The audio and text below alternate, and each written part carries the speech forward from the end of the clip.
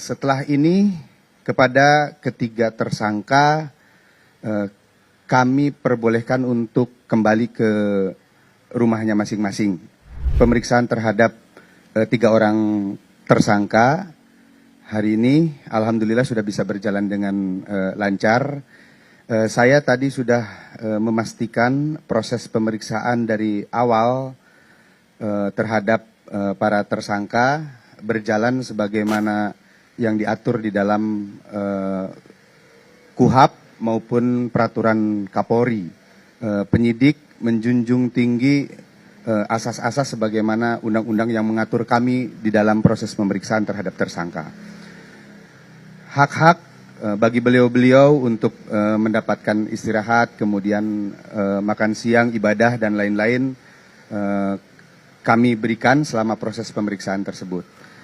Dan saat ini pemeriksaan sudah selesai dilakukan untuk sementara waktu. Para tersangka sudah memberikan keterangannya. Setelah ini kepada ketiga tersangka kami perbolehkan untuk kembali ke rumahnya masing-masing. Kenapa demikian? Karena ketiga tersangka mengajukan ahli dan saksi yang meringankan.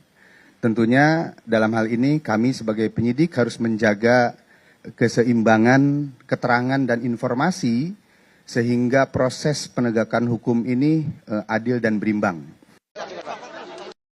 Panggilan dari Polda Metro Jaya yang telah secara sepihak dan zalim menetapkan klien kami sebagai tersangka dengan bukti-bukti walaupun banyak tidak memiliki relevansi dengan apa yang dituduhkan dan tidak pernah diketahui secara pasti apakah bukti itu bisa menguatkan tuduhan ada pencemaran, tuduhan ada menyerang kehormatan yang dilaporkan oleh saudara Joko Widodo. Walaupun ada 700 bukti, ada 130 saksi dan 22 ahli, itu semuanya versi penyidik.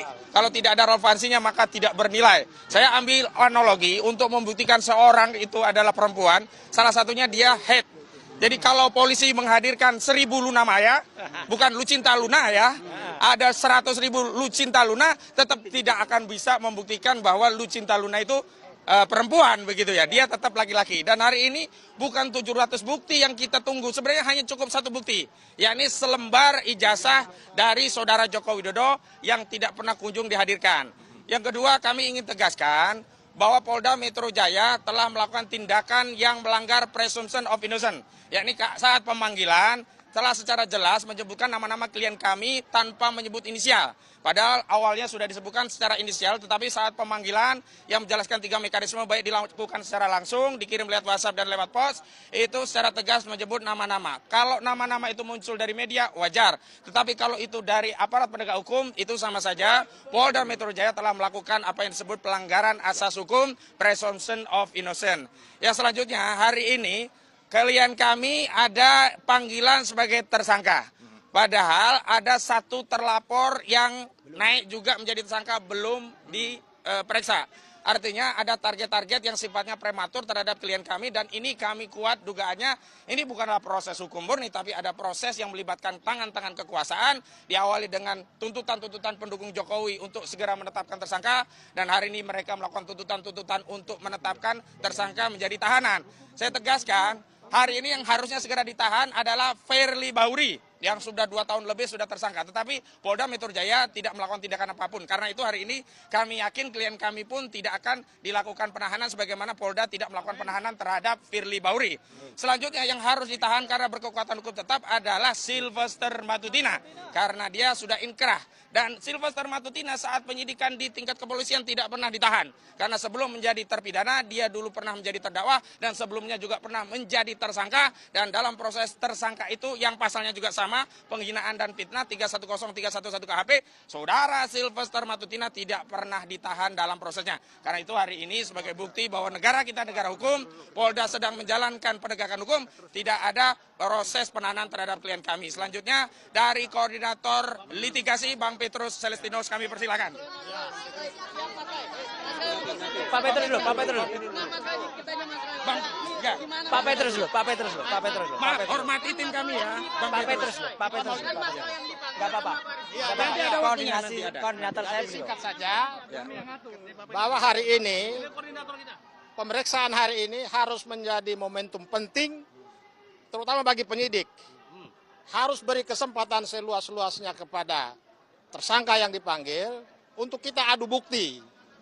Karena penyidik menyatakan bahwa mereka sudah punya ratusan bukti, ratusan saksi, puluhan ahli.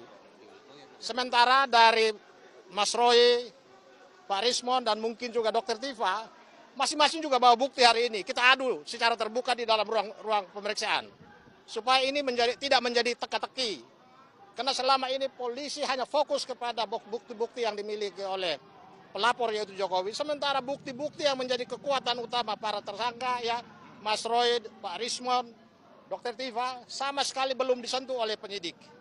Jadi kami minta polisi harus memberikan prioritas kepada 3 orang ini untuk kita adu bukti di dalam. Saya kira itu saja. Selanjutnya. Assalamualaikum warahmatullahi wabarakatuh. Pemeriksaan berlangsung selama kurang lebih 9 jam, dimulai sekitar pukul 10.30 WIB dan berakhir sekitar pukul 18.30 WIB. Roy Suryo, Rismon, dan Dr. Tifa dicecar ratusan pertanyaan oleh penyidik. Setelah pemeriksaan, ketiganya diperbolehkan pulang. Bahkan Roy Suryo sempat mengumandangkan takbir dan menunjukkan senyum sumringah saat keluar dari gedung di Treskrim Polda Metro Jaya. Alasan tidak ditahan, Direktur Reserse Kriminal Umum Polda Metro Jaya Kombes Imanuddin menjelaskan bahwa alasan tidak menahan ketiga karena mereka mengajukan saksi dan bukti meringankan. Keputusan penahanan akan ditentukan berdasarkan pertimbangan penyidik dalam proses pemeriksaan lanjut dengan Undang-Undang Informasi dan Transaksi Elektronik. Kita tunggu info selanjutnya. Wassalamualaikum warahmatullahi wabarakatuh.